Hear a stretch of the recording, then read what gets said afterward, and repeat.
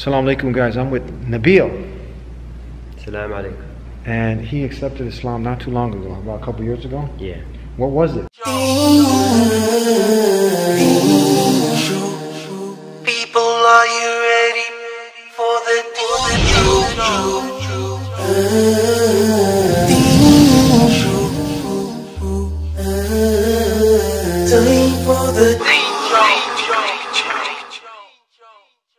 I started thinking about virtue and goodness and truth, and I was torn about the way things are. When I walk around, I see things, I see a lot of terrible things happening.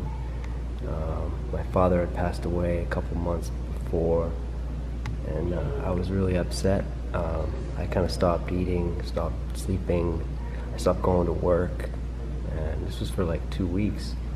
And I just really wanted to, I just was really upset about everything. I was just so upset. And I knew about Allah from reading some books and stuff and Islam, but so I feel like I had a connection with Allah, walking around, knowing the signs are everywhere, you know. And I asked Allah to help me, and I went to sujood, and I asked for His help. And right there, I knew I had to become Muslim. And I started to read the Qur'an and started to learn about Islam. And I knew I had to learn how to pray. And I just was so happy because I was so certain that I found the truth and the answers I was looking for my whole life. And in my heart, you meet other Muslims, you go to the masjid, you meet these people, and it's the beauty that I knew was there, but I couldn't find. You know, because Go ahead. As an American, like they don't tell you about it in schools, really. Like they don't even. It's like it doesn't even exist. Like the Qur'an, they don't even tell you about it. I'm from kind of a smaller town in Massachusetts, and maybe bigger cities they kind of maybe tell you about it, but they just don't really tell you about it so much. I mean, you have to find it yourself, you know. So, alhamdulillah. How long has it been now? It's been almost 3 years now. 3 years since you took your Shahada? Yeah. And for those that don't know, Shahada is when someone accepts Islam, is that testimony of faith, declaring that there's nothing worthy of worship except the Creator of the heavens and the earth. And Muhammad is the seal of the prophets. And this will automatically include, not exclude, Jesus, Moses, Abraham, and all the preceding messengers who came with the same message. Submit your will to God's will. Worship the Creator, not the creation. Before Islam, what was your way of life? Were you Christian, Jewish, Hindu? I mean, what kind of religion were you practicing? Or were you not practicing? Were you, what were your parents upon? I'm from Massachusetts, so it's a lot of Catholics there. It's a lot of Irish Catholics, but my family wasn't Catholic. My great-grandmother was involved with the Catholic Church, and she had had an abusive husband, I was told, who beat her and the kids. I was told, and she left the church because they wouldn't even grant her a divorce, so she said goodbye, you know. So she became a Unitarian. So my parents were Unitarian, so I think that kind of instilled in me something. But they weren't very religious, we didn't really go to church. They kind of were always like, it's up to you to decide for yourself, and they believed in, you know, ethical living. And my father was very by the book, you know. Right is right and wrong is wrong, and you don't do something just because it's wrong. It's simple. And I had gotten into yoga pretty heavily, and I practiced yoga for a long time, but it just left me with more questions, and I think it helped focus me on unity, because Islam is the purest unity.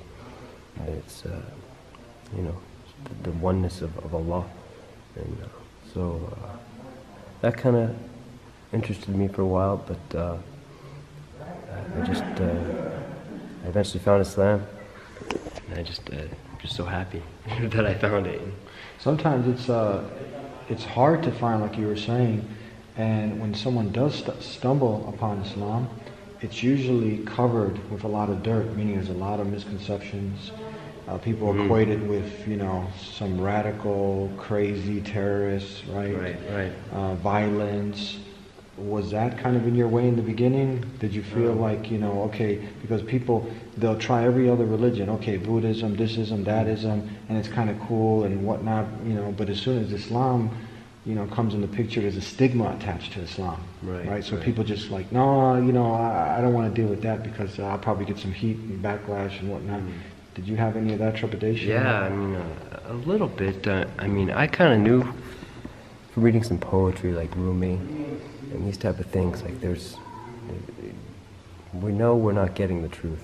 I mean, anyone who sits down, I think, and thinks about it, know that what we're seeing, shown to us, and the words they use to portray this and what's happening, and you have to sit down and think about it, and that's kind of how I felt. There's much more to it than's on the surface. So I was thinking deeply about it, and again, it's how does it relate to me in my life, not some other people in some other country, what they say is happening, or the reasons they're doing things, or this, but how does it relate to me?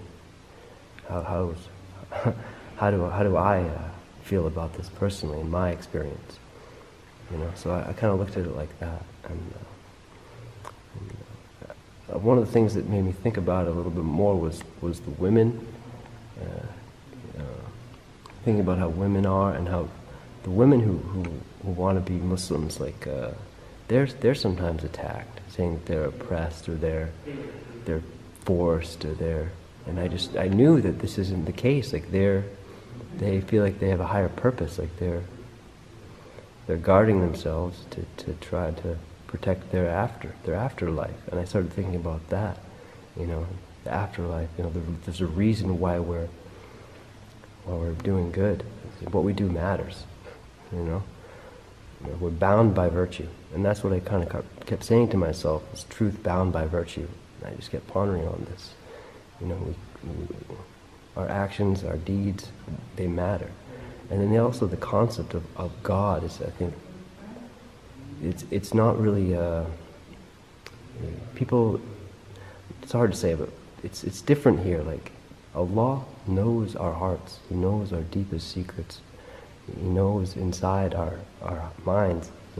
Like this type of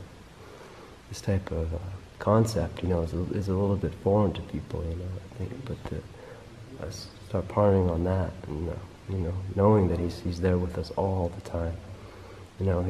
Why wouldn't He know? He created us. And, it's so beautiful to know that He's there with us all the time. We can count on Him to help us if we need it. And that's the thing, we encourage people who are stuck in life to want to know more about life. Islam has everything laid out. It's a beautiful way of life, and you found it, you're living it, you got purpose now. Alhamdulillah. What advice do you have for other people who are going through life and it just, there's no satisfaction, the heart is empty, right? And they're tuning into the Deen Show. Yeah. I don't know. It's hard for me to give advice to anyone. I'd say, look inside your heart and know that Allah is there. Pour your heart out to Allah. Go to sujood. Stay there as long as you can. Let the tears flow. Ask Allah to open your heart. And that's the only advice I can. Simple advice, but profound and deep. Jesus did it. Did you know that? He made sujood. That's the prostration. And as it says, and he went a little further and he fell on his face and prayed to who? To God. And he called on, he's telling you Allah. Jesus called on Allah. That's the same Creator. Yeah. So call upon the Creator and ask for guidance and take it from there. Thank you so much. Thank you very much. Thank you. And guys, something every masjid I want to see, we should see, when you walk into a masjid, I mean, to tackle the ignorance that's out there, people not knowing this knowledge is important. So I love when you come to the masjid, you gotta see, look at these pamphlets. Jesus and Islam, did you know that? Look at that. Unveiling the mystery. Hijab. You know who wore that? Jesus' mother, Mary. It's a whole chapter named after her in the Qur'an. And the list goes on. Look at that. What they say about Muhammad. Learn about the last and final messenger. Prophet Muhammad, peace and blessings be upon him. Ramadan, the Qur'an. Everything is here. So when the not yet Muslims come and visit, now you can go ahead and share. The sharing is caring.